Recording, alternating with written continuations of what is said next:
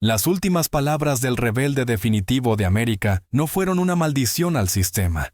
Un segundo antes de la muerte, James Dean susurró: «Él debe detenerse. Nos ve». Esta es la historia de cómo el mundo confundió a un niño asustado con un héroe. ¿Y por qué ese error le costó la vida? James Dean no era un rebelde. Es la mentira más hermosa y cruel que la cultura pop nos vendió en el siglo XX. Estamos acostumbrados a verlo como un símbolo de libertad. Un tipo con una chaqueta roja, apoyado contra una pared, encendiendo un cigarrillo, desafiando al aburrido mundo adulto con sus reglas monótonas. Pegamos sus carteles en nuestras paredes porque queremos ser como él, audaces, independientes y geniales. Pero si miramos los hechos, no la leyenda, la imagen se desmorona. Porque detrás de esa sonrisa característica no había un hombre fuerte, sino un niño abandonado, gritando de dolor tan fuerte que confundimos ese grito con un manifiesto revolucionario. Abriste este texto esperando una historia de éxito del chico dorado de Hollywood. Pero hoy recibirás algo diferente. Realizaremos una autopsia psicológica del mito. Aprenderás por qué su famosa genialidad era solo una cáscara, escondiendo un miedo aterrador al rechazo. Diseccionaremos cómo un viaje en tren a los 9 años destrozó su psique y lo llevó a buscar papá en cada director. Y finalmente, responderemos la pregunta principal. ¿Por qué su muerte en la carretera no fue un accidente imprudente, sino un final lógico y trágico de un hombre que confió demasiado en las reglas? Esto no es una biografía de una estrella. Esta es una historia de cómo la sed de amor mata más rápido que un Porsche a toda velocidad. Prepárate. Lo que aprenderás sobre James Dean en unos minutos te hará reconsiderar cada fotograma en el que alguna vez apareció. Vamos. Acto 1. Rechazado por su padre. Para entender la naturaleza del magnetismo de James Dean, debemos embarcarnos en un viaje a través del tiempo y el espacio. Será mucho más oscuro que cualquier película noir.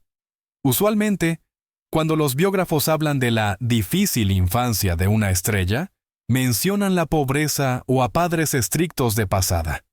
Pero en el caso de Dean, lo que ocurrió en el año 1940 no solo lo influenció.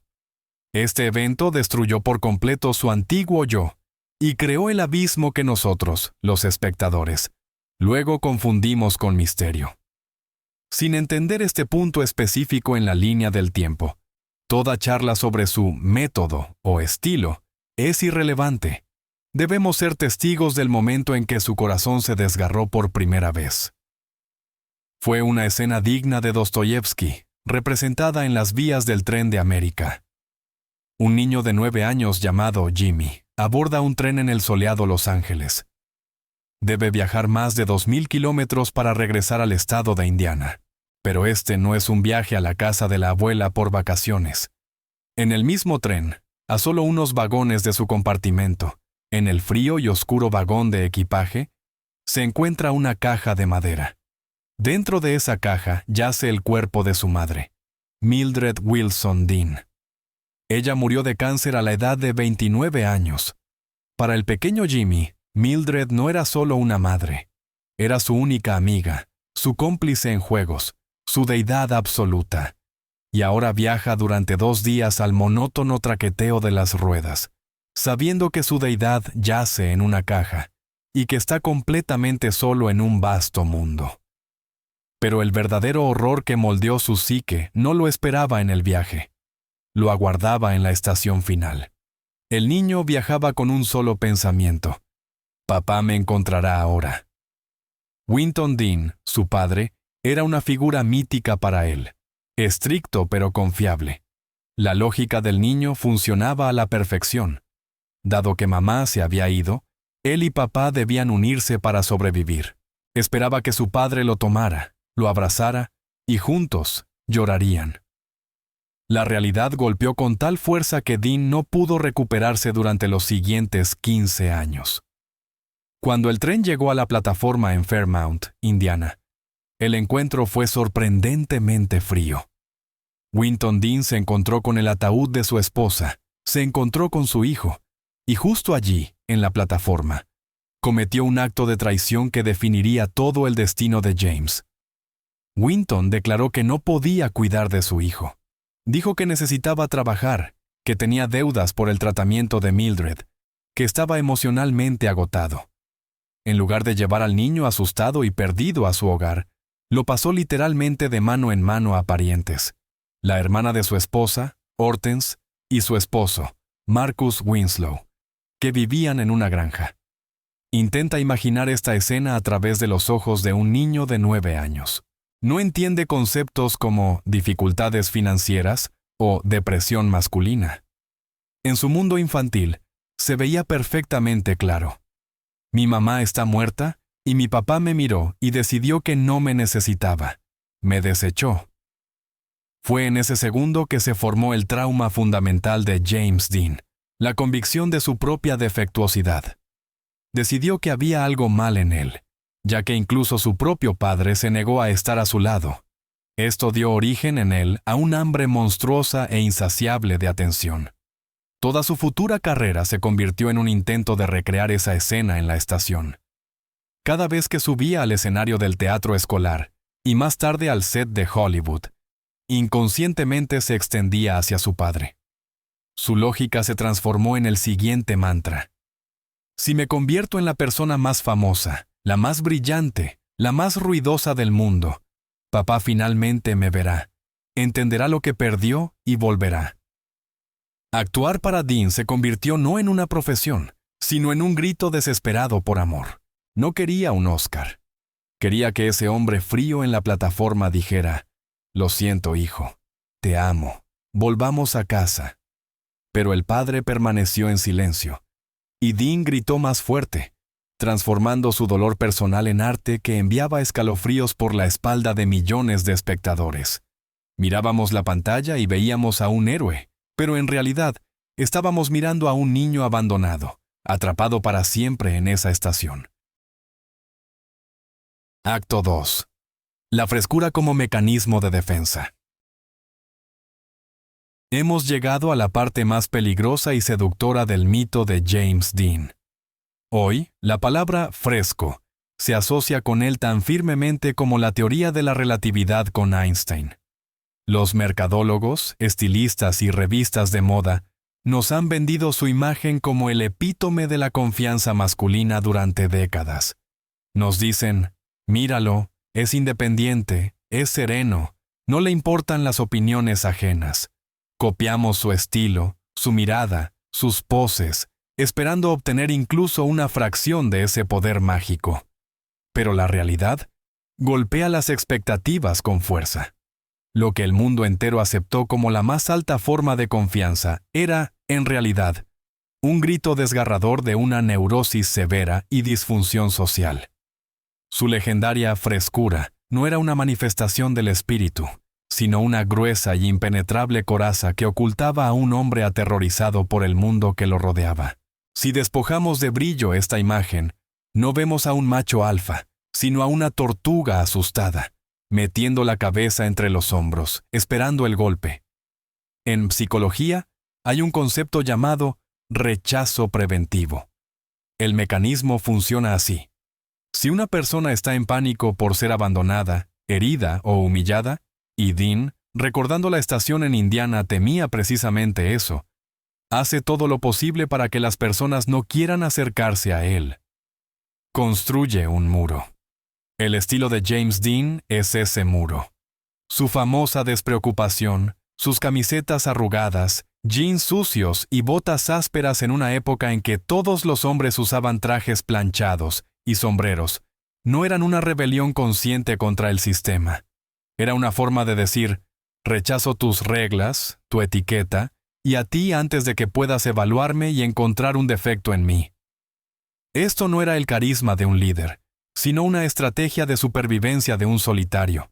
Sumergámonos en los detalles de su vida cotidiana en Nueva York y el Hollywood temprano, que generalmente permanecen fuera de pantalla en biografías heroicas. James Dean a menudo se comportaba como un desastre social. Cuando se presentaba a audiciones o reuniones con productores influyentes, Deliberadamente parecía que acababa de salir de un basurero. Hay relatos documentados de él, llegando a una reunión importante descalzo, con ropa que no había visto una lavadora en semanas. Una vez, apareció en el estudio con pantalones sostenidos por un solo imperdible, porque la cremallera estaba rota, y arreglarla o comprar pantalones nuevos era demasiado trabajo o demasiado aterrador. ¿Por qué actuaría un tipo increíblemente guapo y talentoso como un loco de la ciudad? Era una prueba inconsciente. Si se presentaba limpio, educado y diligente, y era rechazado, eso lo mataría. Significaría que era malo en sí mismo, como persona. Pero si se presentaba sucio, grosero, murmurando en lugar de responder, y sacándose los mocos, y era rechazado, podría preservar su ego.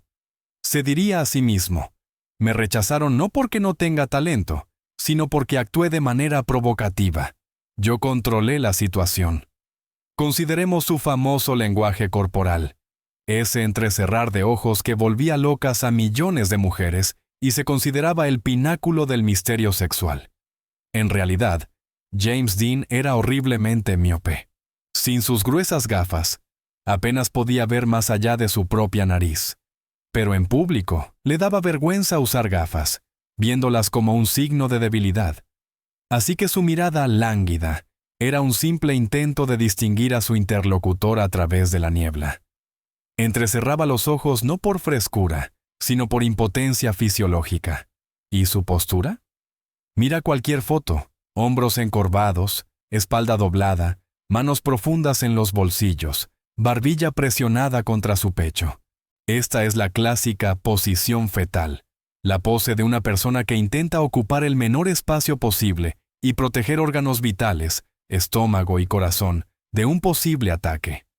El mundo miraba a este tipo tenso, miope, grosero y socialmente torpe, y cometía el mayor error de interpretación. La gente decidía, «Oh Dios, mira qué misterioso es, no necesita a nadie». Esta era la trágica ironía. Necesitaba a todos. Anhelaba desesperadamente amor y aprobación.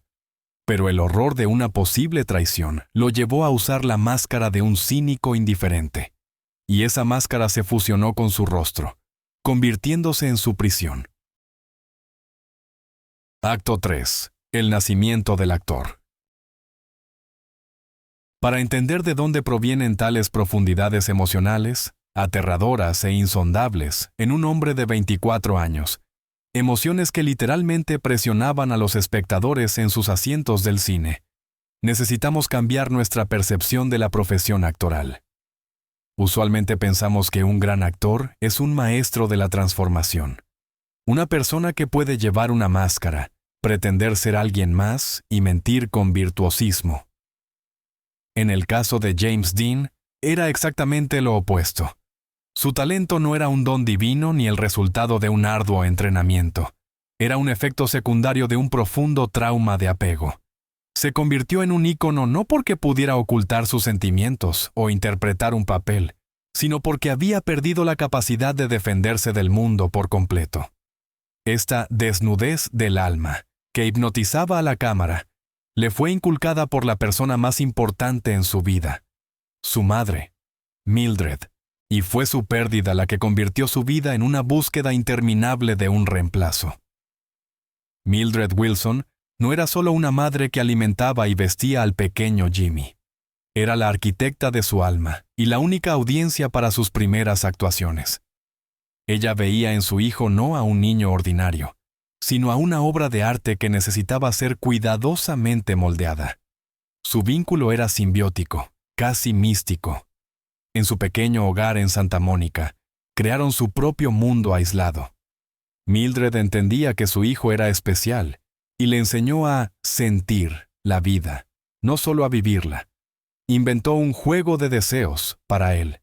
Escribían sus sueños más preciados en pequeños barcos de papel y los dejaban flotar, creyendo que si el barco se alejaba, el deseo se haría realidad. Lo inscribió en clases de violín, a pesar de que no tenía un oído excepcional para la música. Le enseñó a bailar claqué justo en la cocina. Moldeaban figuras de arcilla juntos, creando mundos de juguetes enteros.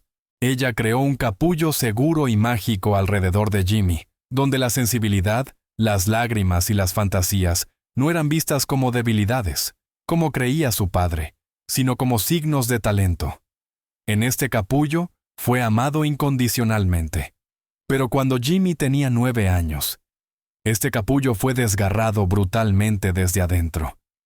El cáncer consumió a Mildred de manera rápida y dolorosa.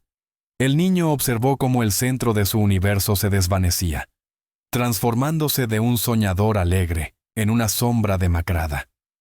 Su muerte se convirtió para él no solo en la pérdida de un familiar, fue el colapso de la realidad misma. La muerte de su madre abrió un agujero negro dentro de él que intentaría llenar por el resto de su vida, pero nunca podría. En la psicología de la creatividad, hay una teoría que sostiene que muchos grandes artistas crean desde un estado de deficiencia de amor. James Dean es la ilustración perfecta, de manual, de este principio. Al perder la única fuente de calor incondicional, Mildred, y recibir de inmediato el frío rechazo de su padre, se encontró en un vacío. ¿Cómo sobrevive un niño cuando es vital para él ser amado, pero no hay nadie alrededor que pueda darle ese amor? Encuentra un sustituto, un reemplazo global. Decide que si 1.000.000 de extraños en un cine oscuro lo aman, quizás este vasto amor colectivo reemplace a su única madre, aunque sea por un segundo. Su actuación no se convirtió en una carrera, ni en una forma de ganar dinero o fama. Era una manera de revivir esa sensación de seguridad que Mildred le había dado. Cada vez que subía al escenario o entraba en el encuadre, inconscientemente se extendía hacia ella. Los biógrafos a menudo pasan por alto este momento íntimo, pero amigos cercanos de Dean recordaron un detalle escalofriante. En momentos de intenso estrés, soledad o fracaso, a menudo se retiraba hacia sí mismo y comenzaban a hablar de ella en presente, como si aún estuviera sentada en la habitación de al lado. Este trauma hizo que su piel psicológica fuera transparente. Una persona ordinaria desarrolla una coraza de cinismo con los años. Aprende a no reaccionar al dolor. Dean, sin embargo, seguía siendo un nervio expuesto. Mantuvo la capacidad de sentir dolor, con la misma intensidad insoportable que un niño de 9 años, al lado de su madre moribunda. Cuando la cámara se encendía, el espectador no veía la actuación de un profesional. Veíamos el verdadero y vivo pulso de ese dolor. Mirábamos la pantalla y pensábamos, Dios, qué brillantemente interpreta el sufrimiento en Al este del Edén. Pero no estaba interpretando, simplemente estaba recordando. Usó el guión de la película como una excusa para llorar legalmente su pérdida frente a todos. Nos dio sus verdaderas lágrimas porque no tenía a nadie más a quien dárselas. Acto 4. Terapia en lugar de oficio. Aquí abordamos el lado técnico de la magia de James Dean, que en realidad fue un peligroso experimento psicológico en una persona viva. Dean se convirtió en uno de los representantes más brillantes del llamado método, un sistema revolucionario de actuación enseñado en el legendario Actors Studio en Nueva York, bajo la guía de Lee Strasberg. Sin embargo, hay una colosal equivocación en la historia del cine. Críticos y espectadores colocan a Dean junto a Marlon Brando y Montgomery Clift como grandes actores del método. Pero la verdad es que el uso del método por parte de estos individuos era fundamentalmente diferente. Para Brando, esta técnica era una herramienta quirúrgica precisa que manejaba. Para Dean, se convirtió en un arma de autodestrucción masiva. La línea entre interpretar un papel y ser uno mismo se borró por completo. Transformó el set de filmación en la oficina de un psicoanalista, donde abría sus venas, metafóricamente y a veces casi físicamente, para la toma. La esencia del método, desarrollado por Lee Strasberg, basado en las ideas de Stanislavski, radica en el uso de la memoria emocional. Para representar el duelo, un actor no debe imitar un rostro lloroso con los músculos faciales o verter glicerina en sus ojos. Debe recordar un momento real y específico de su propia vida cuando sintió un dolor insoportable. La muerte de una mascota, una ruptura, la humillación en la escuela, y extraer ese sentimiento aquí y ahora. Para la mayoría de los actores profesionales, esta es una técnica compleja pero controlable. Entran en la memoria, toman la emoción necesaria y regresan a la realidad segura. Para James Dean, con su enorme carga de traumas infantiles no resueltos y completa falta de defensas psicológicas, era como hurgar en una herida supurante con un cuchillo sucio para el deleite del público. No solo estudió en el Actors Studio, lo convirtió en su clínica personal, donde la terapia ocurría ante los ojos de todos, pero sin el objetivo de sanar. El objetivo era el dolor. Transportémonos al sofocante y humeante salón del Actors Studio en Manhattan a principios de los años 50. La atmósfera allí no se asemejaba a un aula, sino a algo entre un culto religioso y un quirófano. James Dean idolatraba a Marlon Brando. Brando era el rey indiscutido de este lugar, pero había un abismo colosal entre ellos. Brando tenía piel gruesa y una mente cínica. Podía encender la rabia, destrozar muebles en pedazos, y un segundo después de la orden «corte», preguntar con calma, ¿qué tenemos para el almuerzo? Brando controlaba a sus demonios. Era su maestro. James Dean, en cambio, permitía que los demonios lo controlaran. Cuando necesitaba llorar en una escena, no usaba técnicas de respiración. Regresaba mentalmente a ese tren en los años 40. Volvía a ver el ataúd de su madre. Escuchaba la fría voz de su padre en la plataforma una vez más. Reabría sus recuerdos más aterradores y bloqueados una y otra vez. Los colegas en el Actors Studio recordaban que ver las escenas de Dean era a veces físicamente doloroso y incómodo. No parecía arte. Parecía un verdadero colapso nervioso de una persona mentalmente enferma. Podía empezar a gritar, golpearse la cabeza contra el suelo, sollozar tan fuerte que no podía ser calmado durante otra media hora después de que terminara la clase. Perdía el contacto con la realidad. Lee Strasberg, siendo un maestro duro y perspicaz, vio esto. Entendió que estaba tratando con un material único y explosivo. Fomentó esta autodestrucción porque producía resultados increíbles en el escenario. Strasberg exigía verdad completa y Dean la ofrecía desollándose. Por eso su actuación es tan radicalmente diferente de las actuaciones de los actores de vieja escuela, como Humphrey Bogart o Cary Grant. Esos actores representaban emociones. Las llevaban como hermosos trajes. Dean las vivía como enfermedades. Pero el precio por esta vivencia era monstruoso.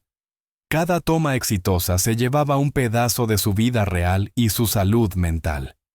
No podía salir del personaje porque el papel se construía sobre su propia tragedia real. Usaba el cine no para crear arte, sino para gritarle al mundo. Y la primera vez que el mundo escuchó ese grito fue en la película que se convirtió en su confesión pública. Acto 5. Confesión pública. Si realmente quieres ver un documental sobre la crisis nerviosa de un hombre vivo, no busques archivos médicos secretos. Simplemente enciende la película Al Este del Edén. Este fue el primer papel protagónico de James Dean, y desató una histeria global en torno a su nombre. Pero millones de espectadores, llorando en las salas, no tenían idea de que no estaban presenciando la brillante actuación de un joven talento, sino la resurrección de su pesadilla personal, no sanada. El legendario director Elia Kazan era un artista genio, pero aún más, un manipulador brillante y cínico. Antes de que comenzara el rodaje, se reunió con el padre de Dean, Winton, y quedó impactado por la frialdad y el aislamiento que emanaban de este hombre. Kazan entendió todo al instante. Contrató a James no a pesar de sus profundos problemas psicológicos, sino precisamente por ellos. Necesitaba a un tipo que, a un nivel celular, odiara a su padre y al mismo tiempo anhelara su amor hasta temblar de rodillas. Dean ni siquiera necesitaba leer el guión. Había estado viviendo dentro de ese guión desde el día en la estación de tren. La trama de la película, basada en la novela de John Steinbeck, gira en torno al eterno motivo bíblico de Caín y Abel. El personaje de Dean, Cal Trask, es el hijo malo, incomprendido, que hace grandes esfuerzos para ganarse el amor de su estricto padre religioso, Adam. Para el papel del padre, Kazan invitó específicamente a Raymond Massey. Fue una elección de precisión diabólica. Massey era un actor de la vieja escuela británica, pulcro, severo, conservador y increíblemente distante de cualquier experimento psicológico. En la vida real, Massey literalmente no podía soportar a Dean. Lo consideraba un cachorro grosero y sucio que siempre llegaba tarde, murmurando para sí mismo y sin saber sus líneas. Elia Kazan no intentó reconciliarlos. Por el contrario, hizo todo lo posible para avivar esta animosidad. Instó a Dean a provocar a Massey, insultarlo, confundirlo. Le susurró a Massey que Dean se estaba burlando de él deliberadamente. Al final, la tensión eléctrica que vemos en pantalla no es química de actores. Es un odio real, crudo y un total malentendido entre dos personas. Para Dean, Raymond Massey dejó de ser un compañero de escena. Se convirtió en una proyección viva de su propio padre, Winton Dean. El clímax de este brutal experimento psicológico ocurrió en una de las escenas más famosas de la historia del cine mundial, la escena del dinero de cumpleaños. En la historia, Cal, el personaje de Dean, secretamente gana mucho dinero especulando con frijoles para compensar a su padre por las pérdidas en los negocios. En el cumpleaños de su padre, Cal le presenta orgullosamente un fajo de dinero, esperando que este gesto finalmente derrita el hielo y le traiga el reconocimiento tan anhelado. Pero el padre, Massey, rechaza fríamente el regalo, afirmando que no aceptará dinero hecho de la guerra y exige que se lo devuelvan. En el guión original, la reacción de Cal estaba simplemente escrita. Se suponía que debía darse la vuelta y salir corriendo de la habitación, pero James Dean no pudo hacer eso. El guión exigía acción, y su alma exigía un grito.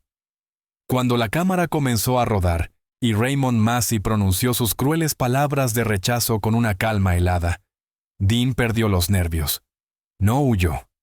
En cambio, ahogándose en lágrimas, corrió hacia su padre y lo abrazó convulsivamente, casi asfixiándose, tratando de exprimir literalmente una gota de amor correspondido de este hombre de piedra. Mira esta escena de nuevo con atención.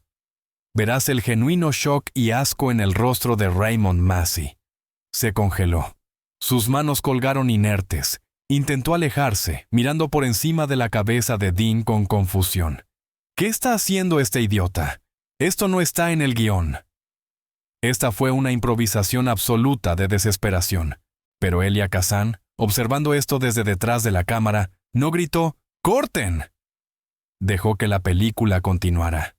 Ese gemido animal que escapa de la garganta de Dean, esas lágrimas que caen por su rostro, no es Cal Trask llorando por un Adam ficticio. Es James Dean llorando por su verdadero padre, Winton. Este fue un momento de total y vergonzosa exposición del alma ante millones de espectadores. Mostró al mundo su secreto principal, terrible. El verdadero rebelde no quiere quemar la casa de su padre. El verdadero rebelde quiere que su padre simplemente abra la puerta y lo deje volver a casa. Fue este momento el que rompió la barrera invisible entre la pantalla y la audiencia. Los adolescentes de los años 50, acostumbrados a héroes de cartón, vieron no un personaje, sino un dolor vivo y sangrante por primera vez. Vieron lo que ellos mismos sentían pero temían mostrar. Dean permitió que los hombres lloraran, pero pagó por ello borrando la línea entre su vida y su papel, perdiéndose finalmente en este laberinto de espejos. Acto 6. La búsqueda del Padre Perfecto. Hemos abordado uno de los temas más tabú y complejos en la biografía de James Dean. Un tema a menudo reducido a chismes sucios o, por el contrario, vergonzosamente silenciado. El mito de James Dean lo pinta como el absoluto, intransigente lobo solitario. Lo imaginamos como un macho alfa, vagando solo, cambiando de mujeres como quien se quita un guante, y sin rendir cuentas a nadie. Esta imagen se ha convertido en un modelo a seguir para millones de hombres. Pero si miramos su vida real, sus relaciones privadas más allá de las sesiones fotográficas brillantes, vemos un cuadro que desgarra este mito masculino. James Dean era patológicamente dependiente. Físicamente no podía estar solo. Su corta vida adulta no es una historia de conquistas amorosas, sino una búsqueda interminable y tortuosa del padre perfecto, que finalmente lo aceptara, lo protegiera del mundo cruel y le dijera qué hacer. En Hollywood de 1950, hubo innumerables rumores sobre su orientación sexual. ¿Era gay? ¿Bisexual? ¿Un heterosexual experimentando? Los debates continúan hasta el día de hoy, pero reducir todo a sexo es una simplificación criminal de la compleja psicología de su personalidad. Para Dean, el sexo era moneda, una herramienta, pero no el objetivo. Sus relaciones clave con hombres, ya fueran conexiones románticas, amistades o mentorías profesionales, siempre seguían el mismo patrón rígido. Buscaba una figura autoritaria, fuerte, dominante a la que pudiera someterse. Necesitaba una guía. El ejemplo más brillante, a menudo borrado de las biografías oficiales, es su relación con Rogers Brackett. Brackett era un exitoso director de radio, una figura rica, educada e influyente en el mundo de los medios. Cuando se conocieron, Dean era un don nadie, un asistente de estacionamiento en el estudio, sin dinero, durmiendo en su auto. Brackett se convirtió en todo para él. Entonces, no eran asociaciones iguales. Era una tutela patriarcal clásica. Brackett acogió a Dean, lo alimentó, le compró ropa cara, le enseñó modales, lo presentó a las personas adecuadas y, efectivamente, pagó su boleto a la vida. En esta relación, Dean no era un rebelde, sino un niño perdido y obediente, que se dejaba llevar de la mano, porque entraba en pánico ante la idea de asumir la responsabilidad de su propia vida. Veamos cómo esta necesidad de una mano fuerte se transformó en su trabajo en Hollywood. Explica por qué se comportaba de manera tan extraña con diferentes directores. Con el director George Stevens, en el set de Gigante, Dean luchó porque Stevens era frío y autoritario, pero no daba amor. Le recordaba a su verdadero padre, Winton, y esto desataba agresión en el actor. Pero con el director Nicholas Ray, en el set de Rebelde sin causa, fue diferente. Ray se convirtió en otro padre sustituto para él, pero un buen padre. Testigos recordaron que su relación iba mucho más allá de lo profesional. Dean literalmente acechaba a Ray. Pasaba cada noche en su bungalow, sentado a sus pies, literalmente, en el suelo, escuchando sus historias, imitando su andar y gestos. Hay una colosal y amarga ironía en el hecho de que el símbolo global de la independencia era en realidad un hombre que no podía tomar una sola decisión importante sin la aprobación de su mentor. Su famosa rebeldía era segura solo cuando había alguien adulto, grande y fuerte detrás de él, que pudiera protegerlo en caso de fracaso. Dean aprendió magistralmente a manipular a estos hombres, usando su impotencia como una poderosa arma psicológica. Entendía intuitivamente. Si se veía lo suficientemente perdido, infeliz y vulnerable, inevitablemente aparecería alguien fuerte, cuyo instinto de salvador se activaría. Cuídame, porque no puedo hacerlo yo mismo. Era el mensaje que su apariencia transmitía. Esta es la estrategia de supervivencia de un niño asustado, no la estrategia de un hombre adulto. Y fue este niño interior, buscando protección, el que le jugó una cruel broma en su película más famosa. Todo el mundo vio a un chico con una chaqueta roja genial y decidió que quería libertad. Pero nadie notó que el hombre en esa chaqueta estaba en realidad suplicando por límites, reglas y una estricta guía paternal. Acto 7. La trampa de la chaqueta roja. Si sales a la calle y le preguntas a un transeúnte al azar quién es James Dean, Lo más probable es que no recuerde ni un solo título de película, pero describirá una imagen visual. Un tipo con una brillante chaqueta roja, apoyado contra una pared. Esta chaqueta de nylon rojo se convirtió en algo así como el sudario de Turín para la cultura pop del siglo XX. Se transformó en un símbolo sagrado. Estamos acostumbrados a leer este código de color de manera inequívoca. El rojo significa peligro, agresión, sexo, revolución. Miramos el cartel y vemos a un líder de pandilla dictando sus reglas. Pero es esta poderosa imagen visual la que creó la mayor alucinación semántica en la historia del cine. Miramos la imagen pero no vemos la esencia. Porque si vemos la película Rebelde sin causa, con los ojos abiertos, sin las vendas del amor fanático, veremos algo que contradice por completo la leyenda. Jim Stark, el personaje de Dean, no es un agresor. Es una víctima suplicando por castigo pero sin recibirlo. La película dirigida por Nicholas Ray se convirtió en un manifiesto para toda una generación, pero James Dean la impregnó de un significado trágico y profundamente personal. Para él, no era una historia sobre adolescentes destruyendo el viejo mundo. Para él, era una historia sobre la catastrófica debilidad de los padres. Todo el conflicto dramático de la película no se construye sobre la idea de que un adolescente quiere derrocar el sistema y establecer anarquía. Por el contrario, el adolescente está en un terror animal porque el sistema, en la forma de su padre, no funciona, que es blando, maleable y sin columna vertebral. Incluso la famosa chaqueta McGregor no fue elegida para hacer que Dean se viera genial. Los diseñadores de vestuario y el director querían resaltarlo como una herida abierta y sangrante, o como una señal de auxilio contra el mundo gris, indiferente y beige de los adultos. No llevaba esta chaqueta como una armadura caballeresca, la llevaba como un blanco en un campo de tiro. Desglosemos dos momentos clave en la película que prueban que hemos estado adorando al Dios equivocado durante 70 años. Escena 1. La pelea con cuchillos en el observatorio Griffith. Recuerda este episodio icónico. Una pandilla rodea a Jim Stark. Tiene una navaja en la mano. ¿Cómo se comporta el principal rebelde de América? No ataca. No lanza comentarios ingeniosos. Mira su cuerpo. Sus hombros están encorvados, sus rodillas dobladas. Sus movimientos son caóticos.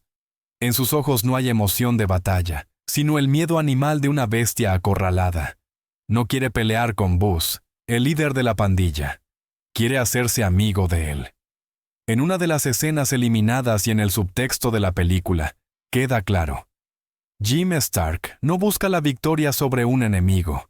Busca aceptación en la manada. Su coolness en esta escena es solo un instinto de autoconservación. Se defiende porque el mundo a su alrededor se ha vuelto loco, y los adultos no intervinieron. Escena 2. Me estás desgarrando.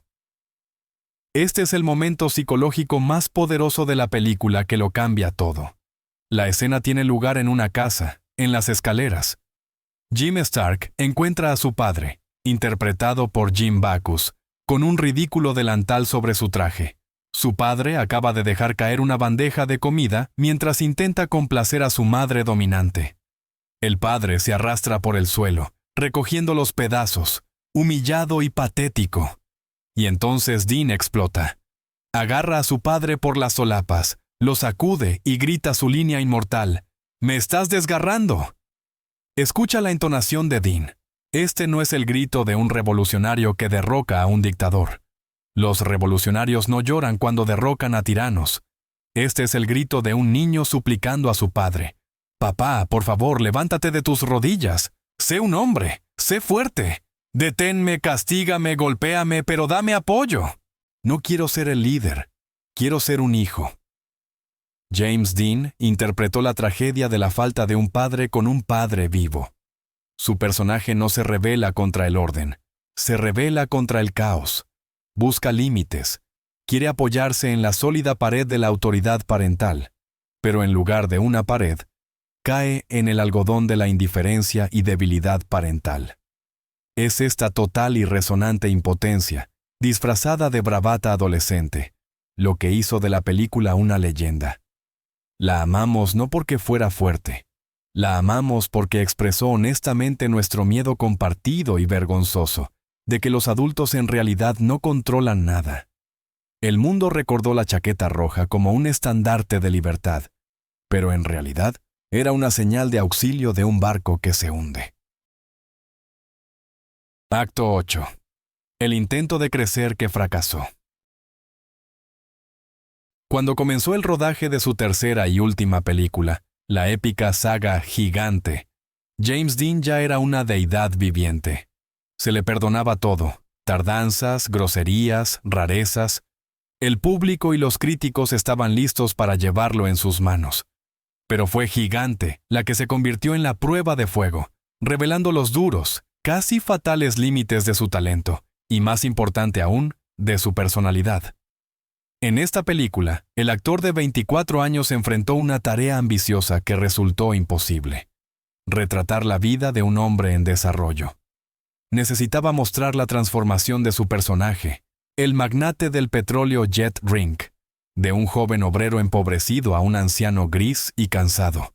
Y aquí se rompió la magia. Gigante no es el triunfo de James Dean, como se cree comúnmente. Es un testimonio documental de su callejón sin salida psicológico. Físicamente no podía interpretar a un hombre adulto porque, con poco más de 20, seguía atrapado psicológicamente a la edad de 12. No sabía cómo se comportaban los adultos porque se había negado a crecer. Todo comenzó con la elección del director. George Stevens era el completo, absoluto opuesto de los anteriores padres cinematográficos de Dean, Elia Kazan y Nicholas Ray. Stevens no era un psicoterapeuta, era un general del cine, un profesional duro, meticuloso, autoritario que hacía grandes películas y exigía disciplina militar. Stevens dejó claro desde el principio: no iba a mimar a una estrella temperamental. No iba a escuchar los traumas infantiles de Dean, ni a tener charlas profundas con él por la noche. Lo miraba fríamente, como a un trabajador contratado que debía conocer sus diálogos y estar en el lugar correcto en el set. Para Dean, esto fue una catástrofe. Estaba acostumbrado a que los directores lo amaran, admiraran su dolor y perdonaran sus rabietas. Stevens despojó a Dean de su principal combustible, el apoyo emocional de una figura paterna. En respuesta, Dean comenzó a comportarse no como un profesional ante las dificultades, sino como un adolescente profundamente herido que había sido castigado. Declaró la guerra de guerrillas al director. Llegaba deliberadamente tarde, pasaba días encerrado en su tráiler, dormía dramáticamente en el set durante los ajustes de iluminación y murmuraba sus diálogos tan suavemente que los ingenieros de sonido se volvían locos. Veamos de cerca el último tercio de la película, donde James Dean interpreta a un millonario de 50 años. Si apagas la reverencia por la leyenda y miras la pantalla con sobriedad, parece casi caricaturesco. Los maquilladores hicieron un trabajo enorme. Le afeitaron la línea del cabello para crear el efecto de calvicie, le tiñeron el cabello de gris y pintaron arrugas en su rostro. Pero bajo esta capa de maquillaje, no vemos a un anciano agobiado por los años vividos, compromisos y pecados. Vemos a un niño vestido con el traje de su abuelo para una obra escolar. Su fisicalidad permanecía igual, inquieta, juvenil. En su paleta emocional, solo había colores brillantes, explosivos, hormonales de la juventud. Resentimiento agudo, estallidos de ira, autocompasión. Carecía por completo de los matices de la madurez. Cansancio, calma cínica, pesada autoridad. Dean intentó interpretar la vejez a través de atributos externos, pero sus ojos revelaban a un niño asustado. La apoteosis de este fracaso fue la famosa escena del banquete, la última cena de Jet Rink. En la historia, el viejo magnate borracho debe dar un discurso ante un salón lleno de invitados y luego caer de cara en su plato. Durante el rodaje de esta escena, Dean decidió aplicar su método favorito y se embriagó de verdad. Estaba completamente ebrio. Como resultado, cuando las cámaras comenzaron a rodar, empezó a murmurar algo completamente ininteligible. No fue una brillante interpretación de un borracho. Fue un sinsentido borracho. George Stevens estaba furioso, pero no había tiempo para volver a filmar la escena. Dean murió solo días después de que concluyeron las filmaciones principales. Y aquí está el sombrío hecho que a menudo se oculta. En la versión final de la película que vemos hoy, en esta escena clave, no suena la voz de James Dean. Su discurso estaba tan distorsionado que tuvo que ser completamente doblado por otro actor, Nick Adams. Piensa en eso. La escena más grande del mayor actor no es doblada por él. Su voz, la voz del eterno niño, resultó inadecuada para el cuerpo de un hombre adulto. Gigante, demostró algo terrible. Si James Dean no hubiera muerto en la carretera, su carrera podría haber colapsado por sí sola en un par de años. Era un genio del dolor juvenil, pero no podía crecer orgánicamente. La muerte lo salvó de un callejón creativo, de la necesidad de crecer, que temía más que nada en el mundo. Lo congeló en ese único estado donde era perfecto, en el estado del eterno, herido adolescente que nunca se convirtió en hombre. Acto 9. La velocidad como sublimación. La mayoría de los biógrafos y periodistas describen la pasión de James Dean por las carreras como un pasatiempo típico y mundano de un niño rico de Hollywood. Dicen que el joven millonario compró juguetes caros para emocionarse y liberar adrenalina en exceso. Esta es una visión increíblemente superficial y pedestre, que pierde la esencia misma de su trastorno mental. Para James Dean, la velocidad no era un deporte, no era entretenimiento, y ciertamente no era una forma de presumir ante las chicas. Era la única forma de psicoterapia efectiva disponible para él. En el mundo de las personas, en el set, en las oficinas de los productores, en las camas de amantes y mentores, siempre, cada segundo, se sentía vulnerable, dependiente y perdido. Las relaciones humanas están llenas de mentiras, dobles significados, hipocresía y el riesgo de un rechazo repentino. Pero dentro de la estrecha cabina de un auto de carreras, todo cambiaba drásticamente. Allí, los juegos sociales dejaban de operar, y las leyes honestas e incorruptibles de la física entraban en acción. Su famoso auto, el Porsche Spyder plateado, que cariñosamente y de manera inquietante llamó Pequeño Bastardo, era algo mucho más que un simple vehículo. Era su exoesqueleto, su armadura mecánica. Fuera del auto, Dean era un tipo pequeño, miope, encorvado, con un montón de complejos, murmurando frases incoherentes. Pero en cuanto se sentaba al volante, se abrochaba el cinturón y se ponía los guantes, se transformaba. Se convertía en un superhombre. El auto le daba lo que le faltaba catastróficamente en la vida con su padre y los directores. Una claridad absoluta y cristalina de causa y efecto. Aquí, todo era simple. Si respetabas la máquina y hacías todo bien, vives y ganas. Si cometes un error o muestras falta de respeto a la tecnología, mueren. Sin intrigas, sin te llamaré después, sin no eres lo suficientemente bueno. Solo la pura verdad del momento. El motor de combustión interna se convirtió en el único padre que nunca mintió. Para entender la magnitud de esta dependencia, hay que recordar el periodo de filmación de la película Gigante. Warner Brothers, entendiendo los riesgos, prohibió categóricamente a Dean participar en carreras hasta que la producción de la película estuviera completa, bajo la amenaza de enormes sanciones financieras y la terminación del contrato. Para Dean, esos fueron los meses más tortuosos de su vida. Fue una verdadera abstinencia para un adicto a las drogas privado a la fuerza de su dosis. Privado de su único antidepresivo, la velocidad, se volvió insoportable. Merodeaba por el set como un tigre enjaulado, atacando a los maquilladores, provocando conflictos. Desarrolló lo que los psicólogos llaman dolor fantasma. Extrañaba físicamente la vibración del volante en sus manos. En cuanto el director George Stevens gritó, Corte. En el último día, lo primero que hizo Dean, no se fue de vacaciones a Hawái, no organizó una fiesta. Inmediatamente cambió su viejo Porsche Speedster por un Spyder 550 más potente y peligroso, y se inscribió para correr en la ciudad de Salinas. Describamos este auto para que puedas sentir la realidad. El Porsche 550 no era un auto cómodo para pasear.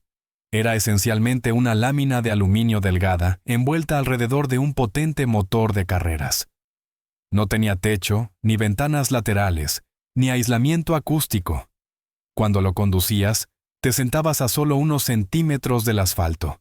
Sentías cada piedra, cada ráfaga de viento, cada explosión de combustible en los cilindros. Esto no era comodidad, era la experiencia pura y destilada de la existencia. Dean le decía a sus amigos cosas extrañas y aterradoras. Cuando compito, me siento completo. Esta es la frase clave para entender su personalidad. En la Tierra, en el mundo ordinario, estaba desgarrado, como gritaba su personaje Jim Stark. Desgarrado por contradicciones y miedos. Pero en la pista, cuando la aguja del velocímetro cruzaba los 160 kilómetros por hora, su personalidad se unía milagrosamente. El ruido en su cabeza, las voces de los críticos, la voz de su padre, la voz de su propia inseguridad, se ahogaba con el rugido del motor. No buscaba la muerte, como les gusta escribir a los artículos sensacionalistas. No era una persona suicida, por el contrario, huía de la grisura de la vida. Correr era su forma de sentirse vivo, acercándose lo más posible a la no existencia. Era una ruleta rusa que jugaba cada fin de semana, pero no jugaba para ser herido. Jugaba por el dulce sonido del clic del gatillo que anunciaba que aún estaba aquí, que aún respiraba, que aún controlaba su destino. La velocidad era su única oración, y la carretera era su templo. Acto 10. Día fatídico. Hemos llegado a la fecha más mitologizada en la historia de Hollywood, el 30 de septiembre de 1955. Usualmente, en libros y documentales, este día se describe en tonos oscuros y góticos. Nos dicen que una maldición pendía sobre James Dean, que él presentía su final, que actuaba imprudentemente y buscaba la destrucción. Se nos pinta el retrato de un hombre corriendo hacia el infierno con los ojos bien abiertos.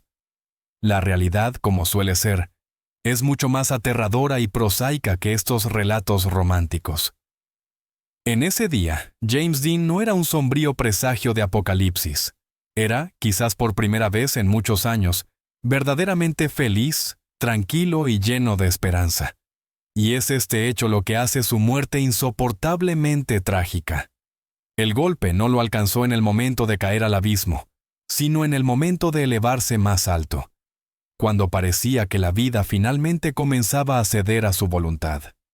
Todo comenzó en una soleada mañana de viernes. Dean llegó al garaje para recoger su nuevo Porsche plateado.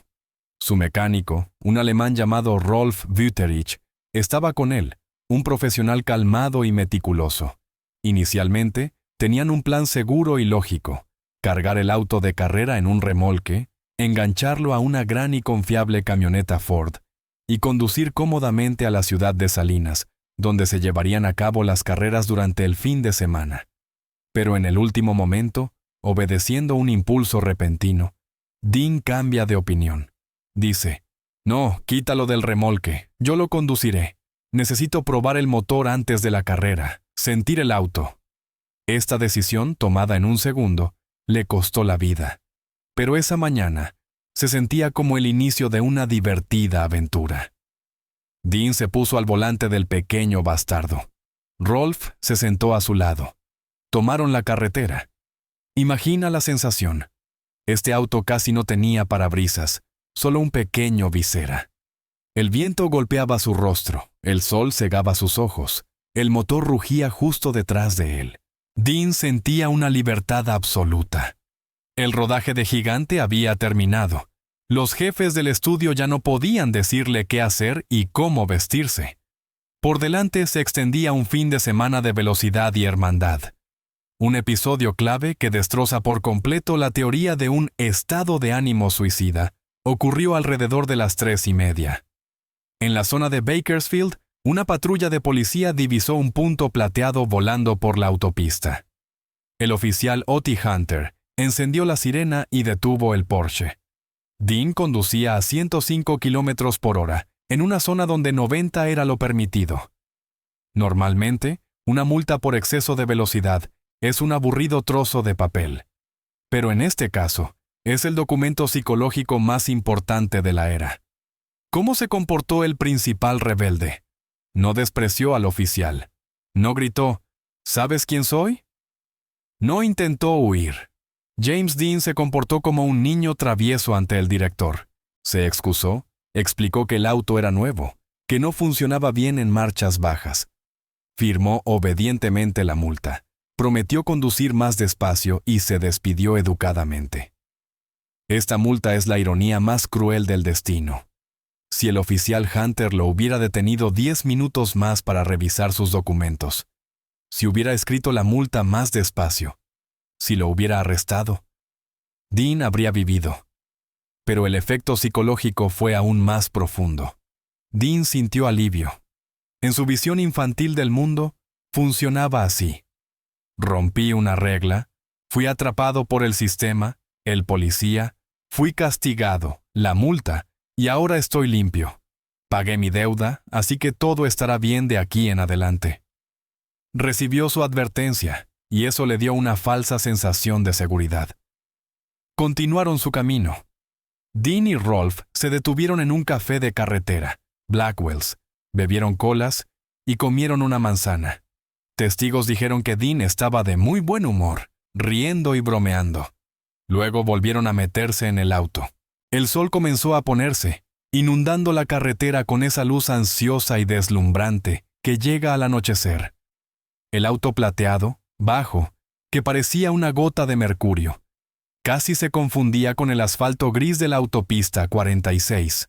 Dean se puso sus gafas de conducir y guantes. Estaba relajado. Confiaba en la carretera, confiaba en su mecánico y confiaba en su pequeño bastardo. Creía que las reglas del juego eran claras. Él veía a otros, otros lo veían a él. Menos de 30 minutos quedaban hasta la intersección fatídica. No buscaba la muerte ese día. Conducía hacia la vida que, ingenuamente, pensaba que finalmente se había enamorado de él. Acto 11. El culto a la juventud. Esta es la parte más cínica, incómoda e incluso cruel de nuestro análisis psicológico. Pero sin ella, el cuadro completo permanece incompleto. Debemos reunir el valor para hacernos una pregunta honesta y provocadora. ¿Habría James Dean llegado a ser la mayor leyenda del siglo XX si hubiera sobrevivido a ese accidente? Si los médicos lo hubieran salvado, lo hubieran vuelto a armar y él hubiera continuado viviendo.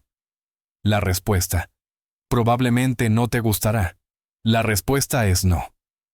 La muerte se convirtió en su publicista más brillante. Fue la tragedia en la carretera la que lo preservó, en un momento de perfección absoluta e inalcanzable. Lo amamos no tanto por quien fue en realidad, sino por quien podría haber llegado a ser. Es la promesa eterna que nunca será rota porque quien hizo esa promesa se fue antes de poder decepcionarnos. En la industria del entretenimiento, especialmente en Hollywood, hay una regla cruel e ineludible de la entropía. Los héroes envejecen, engordan, se quedan calvos, cometen errores y se venden. El tiempo destruye implacablemente cualquier misterio. Mira al ídolo principal del propio James Dean, Marlon Brando.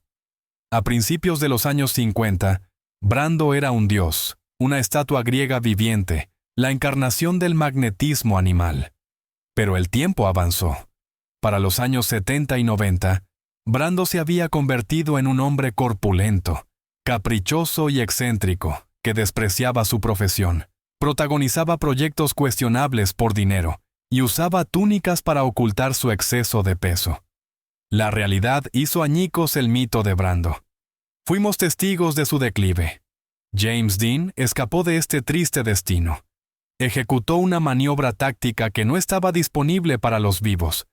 Permaneció eternamente a los 24 años. Nunca perdió su cabello. Nunca desarrolló una barriga cervecera o un doble mentón. Nunca se divorció de una esposa en medio de escándalos en los tabloides. Nunca protagonizó comerciales vergonzosos de mayonesa o café por dinero cuando su carrera se desvanecía.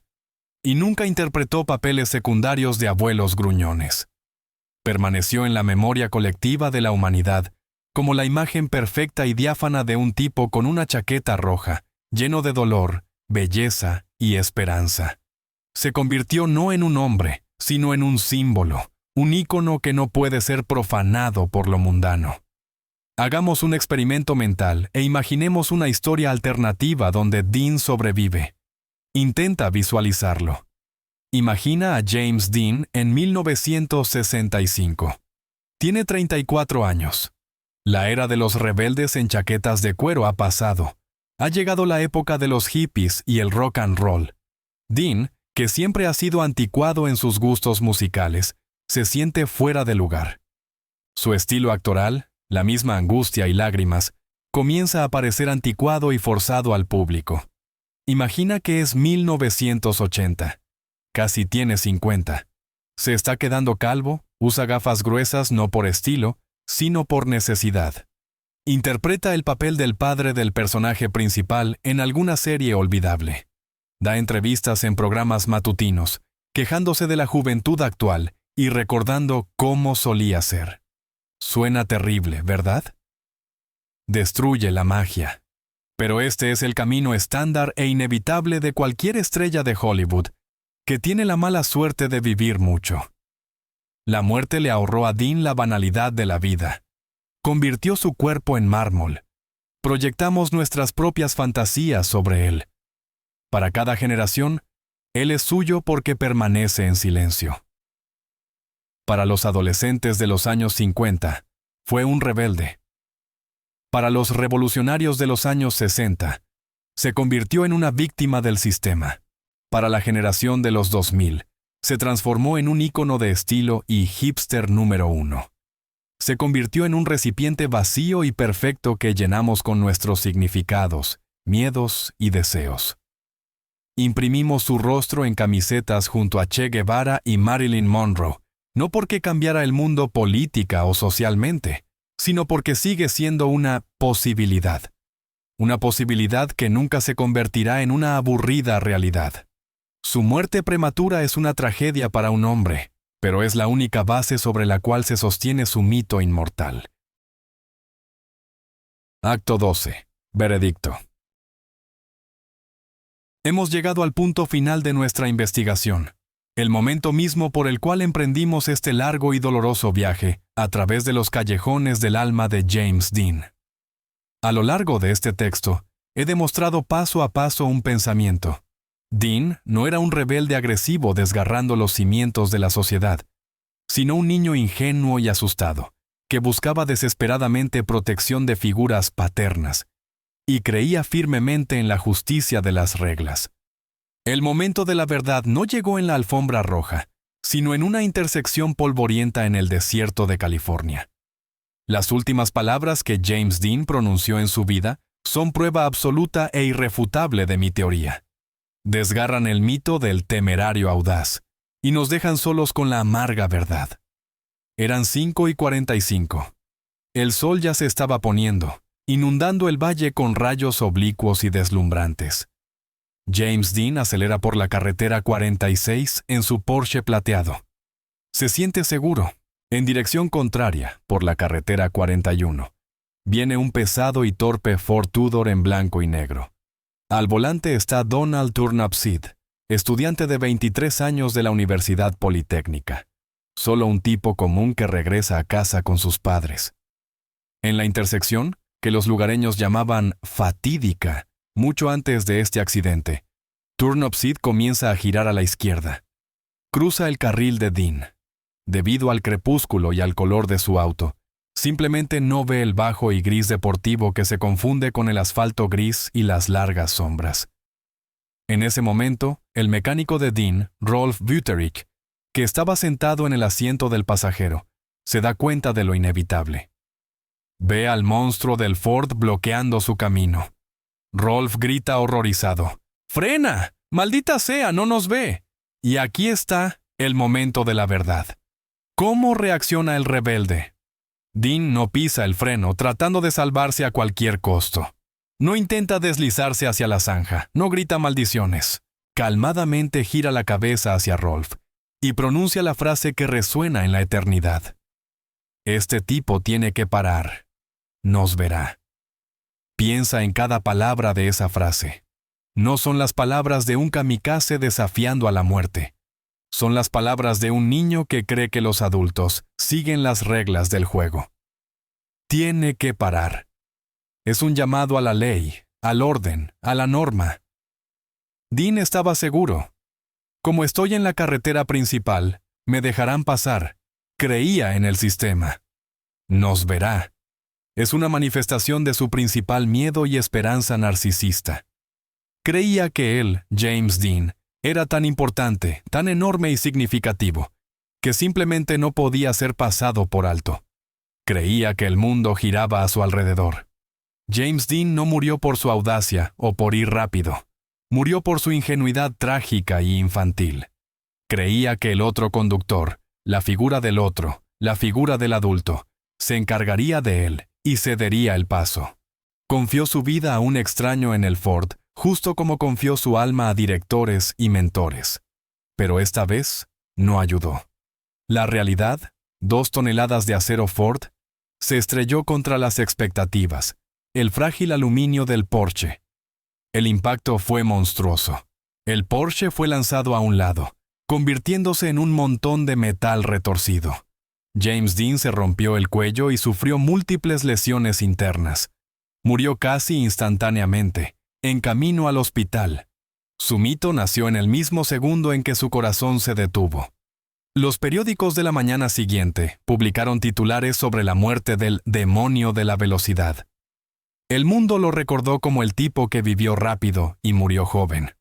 Aunque, en verdad, en esa intersección, murió un niño asustado que solo quería ser notado y que creyó hasta el último segundo que el mundo sería amable con él. Ahora, cuando veas esa famosa foto en blanco y negro, el chico guapo con un abrigo de cuello levantado, un cigarrillo entre los dientes, la lluvia en Times Square, conocerás la verdad. No verás a un rebelde sin causa. No verás un símbolo sexual o un ícono de estilo. Verás a Jimmy, el niño que nunca bajó de ese tren en Indiana, llevándolo lejos del ataúd de su madre. El niño que se puso una máscara de indiferencia para ocultar el temblor en sus rodillas. El actor que no interpretó papeles, sino que gritó pidiendo ayuda en cada toma, esperando que papá finalmente lo escuchara. La realidad es esta. Su rebeldía no fue contra la sociedad, sino contra la total y devoradora soledad. Y quizás por eso lo amamos 70 años después, aún más que sus contemporáneos. No por su fuerza, sino por su insoportable fragilidad humana que trató desesperadamente de ocultar, y que al final se convirtió en su único verdadero legado. Pero James Dean no fue la primera víctima de esta máquina implacable. 30 años antes que él, Hollywood destruyó al hombre que creó el mismo concepto de superestrella, Rudolph Valentino. La historia oficial dice que el gran amante murió de una enfermedad accidental, peritonitis. Esta es una mentira conveniente para los informes médicos. La realidad es mucho más aterradora. Valentino se convirtió en la primera víctima en la historia de lo que ahora llamamos masculinidad tóxica. No fue asesinado por una infección, fue asesinado por el odio colectivo y primitivo de los hombres estadounidenses que no podían perdonarle que sus mujeres lo desearan más que a ellos. Esta no es una historia de enfermedad. Es una crónica de la ejecución pública de un hombre por ser demasiado hermoso. No era un depredador, sino un rehén cuya psique fue sistemáticamente destruida por los titulares de los periódicos, hasta que su cuerpo simplemente se negó a vivir. ¿Quieres saber cómo la sociedad puede matar a un ídolo sin un solo disparo? Te contaré la verdadera historia del primer ídolo que murió de vergüenza. Nos vemos allí.